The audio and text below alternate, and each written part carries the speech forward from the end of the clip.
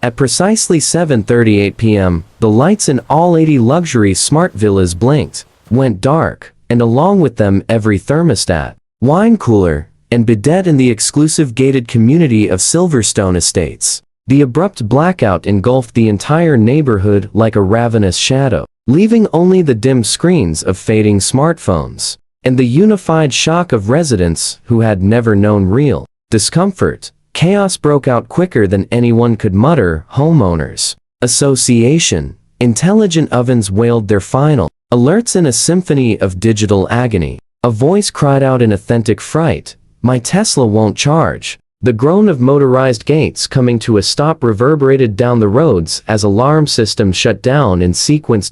In contrast, I struck a match and ignited a kerosene lantern inside my modest ranch cabin with the calm precision of a man who had long anticipated this very scenario, switched on my diesel generator that hummed like a satisfied feline, and poured myself a hefty measure of bourbon with the tranquil assurance of someone who had warned them precisely what was coming. All attention shifted frantically toward the HOA clubhouse, that shrine to administrative excess and small-minded dominance. Its bulbs were extinguished as well, casting their hallowed gathering hall into the identical void they had once attempted to force upon me. It was then that Sandra Whitmore, chairperson of the HOA board, despot of the dead-end streets, and struggling multi-level marketing sovereign of scented candles, understood with growing dread that I was not merely an obstinate ranch holder. I was the grid. I was their salvation, and they had just severed ties with me.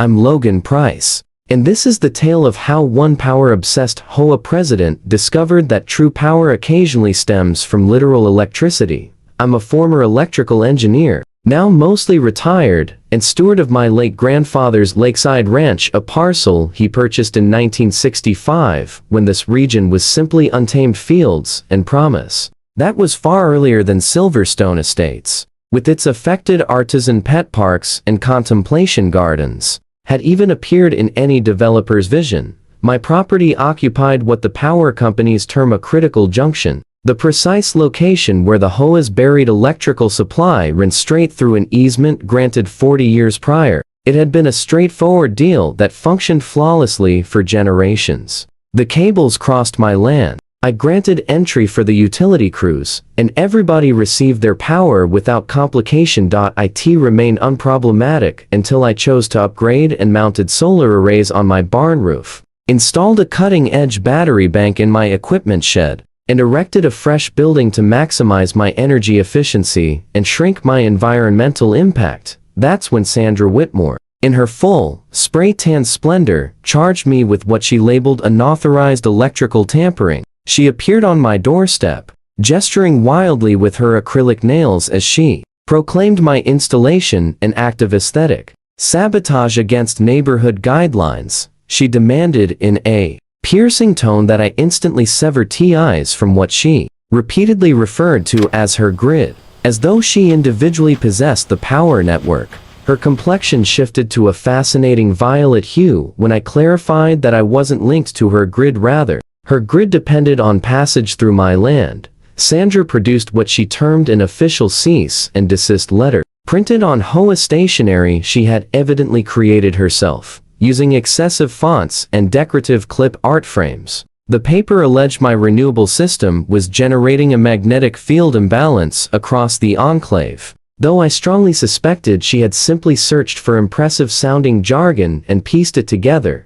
She maintained that the mere glimpse of my battery inverter, scarcely noticeable from the street, undermined the enclave's meticulously crafted rustic elegant atmosphere. When I noted that her own residence featured a satellite dish roughly the diameter of a child's wading pool, she puffed up and insisted that it was acceptable because it had been painted beige to blend with her siding. She'd levied a $100 daily penalty for violation of aesthetic rules that she appeared to invent on the spot. The citations grew ever more imaginative, listing offenses such as irregular electron circulation patterns and neglect of visible electrical coherence. I attempted to clarify, as courteously as my tolerance permitted, that my configuration did not merely supply my ranch Because of the aging infrastructure the HOA had ignored for years and a lapsed service agreement with the utility provider that they had seemingly overlooked. My array was, in fact, steadying and supporting the whole HOA network. Without my equipment, their high-end connected houses would suffer voltage dips whenever anyone operated their pool pump and wine chiller simultaneously. Sandra countered my engineering details by hiring what she described as an impartial energy advisor who resembled a vendor of herbal supplements at medieval reenactments and likely subscribed to theories that wireless signals cause tumors. This fellow and I employ the term generously strolled across my land, wielding what looked like a doctored metal detector while emitting worried murmuring sounds. Following an hour of this theatrics, he pronounced my acreage unbalanced and afflicted with profound electrical energy misalignment. I clenched my jaw so fiercely that I drew blood to avoid bursting into laughter right in his presence. 2 days afterward, lacking any lawful basis or due notification, they coordinated with a contact at the utility provider to disconnect my electricity. The delicious irony escaped no one, least of all me. To accomplish it, they had to circumvent their own easement, spawning what would soon prove a costly headache for them.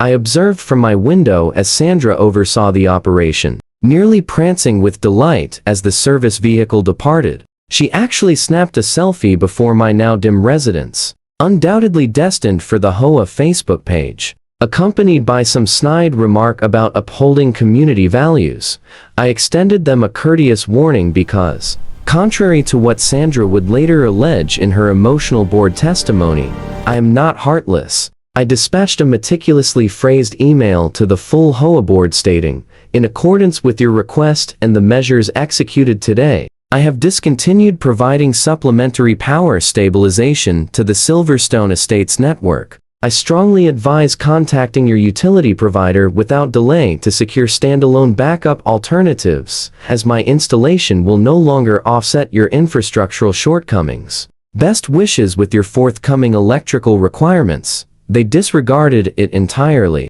Sandra Evan replied all with a solitary thumbs-up emoji, which I promptly printed and framed as a keepsake.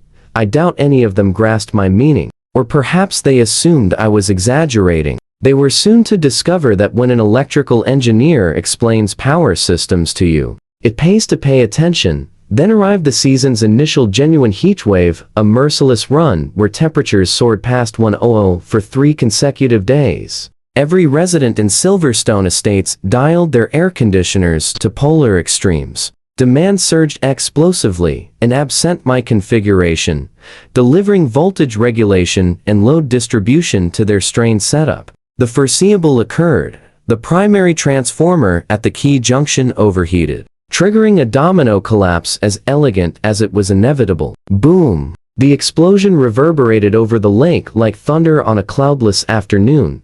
Every connected device in 80 households expired at once in a chorus of digital demise. Espresso machines, intelligent refrigerators, those absurd internet-connected bidets all succumbed in a flash. Perimeter gates malfunctioned in the open state, rendering the exclusive enclave anything but secure. Filtration pumps locked up with theatrical screeching. Sandra's $12,000 aeroponic herb display, which she insisted was for cooking, though the neighborhood knew it was purely decorative, wilted into a drooping thicket of misery as its automated irrigation failed. The fallout was swift and magnificent. My telephone, sustained by my flawlessly operational independent setup, started ringing incessantly. Abruptly, I became the most sought-after neighbor.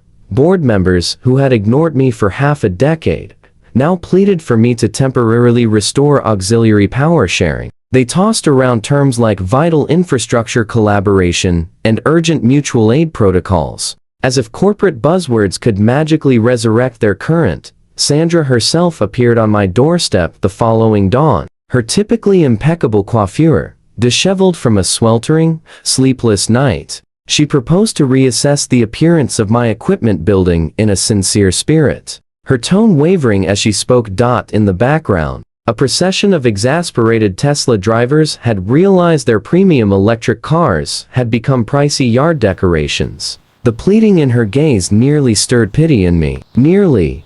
The HOA's on-call electrician, a seasoned professional who truly understood the trade, examined the easement junction and the chaos they had wrought attempting to reroute around my land. He shook his head deliberately and informed them with thinly veiled astonishment, "You instructed the person steadying your entire network to cease. That's why everything crashed so spectacularly. Count yourselves fortunate it didn't affect the surrounding areas." The urgent repair quote totaled $200,000, excluding reimbursement for countless destroyed connected appliances. The power company further notified them that their lapsed service agreement required renewal at present-day pricing 3 times their previous rate.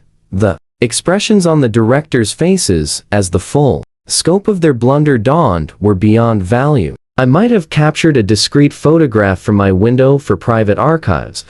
I presented my conditions plainly and courteously. I sought signed apologies from every director admitting their misjudgment. I insisted on comprehensive agreement amendments acknowledging my land's essential function in their supply chain. I called for the total cancellation of all levied penalties plus accrued interest, and I demanded everything documented, notarized, and recorded at the county clerk's office. Additionally, I stipulated that Sandra deliver a personal apology before the full membership at their upcoming gathering. They consented to every term. Sandra's handwriting on the remorse letter trembled, yet she dotted each I and crossed each T with flawless penmanship. The mortification in her expression as she delivered the packet of papers was the finest accompaniment to bourbon I have ever savored. The remaining directors struggled to meet my eyes while affixing their names, each recalling how they had dismissed my cautions mere days earlier.